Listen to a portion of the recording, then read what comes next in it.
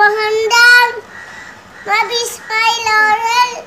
ஒரு நாள் இரவு நபி இப்ராஹிம் ஒரு உன்னதமான கனவு கண்டார்கள்.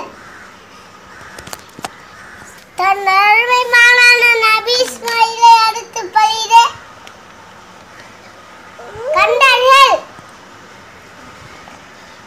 தெய்வத கட்டளை இடம் என்று எண்ணி மகனை அடுத்து பலியிட துணிந்தார்கள். மலையாள சுண்ட காட்டு பகுதிக்கு மகனை அழைத்து சென்றார்கள். ஒரு பாறையில் மகனை படுக்க வைத்து கூர்மையான கத்தியை கொண்டு பாறைய குளறோடி அழைக்க முயன்றார்கள்.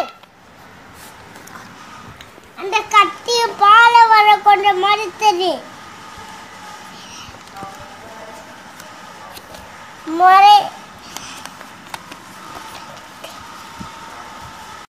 கத்தியை பாறையில் கோபத்தில் அடித்தார்கள்.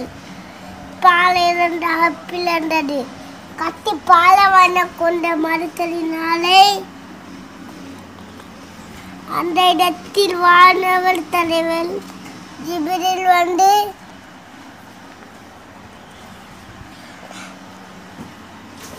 நபி இப்ராஹிமே, உங்க மகனை எல்லாம் பழி எடுப்பதில்லை, இந்த ஆட்டை வச்சு பலியிடுங்கள் சொல்லி ஒரு ஆட்டை அனுப்புறாரு அல்லாஹ். நபி இப்ராஹிம் அப்படி அந்த ஆட்டை குர்பான் கொடுக்காரு.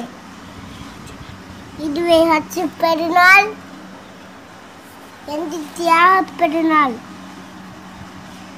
நம்ம ஹஜ் பெருநாள் தொழுகையை முடித்து விட்டு ஆடு மாடுகளை ரொத்தம் ரச்சோல் பிறனை வெட்டி குர்பானி கொடுக்கணும்.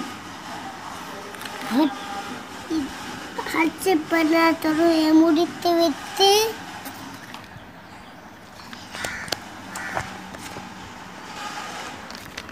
இத்துடன் பேச்சை முடிக்கின்றேன். வசலாம்.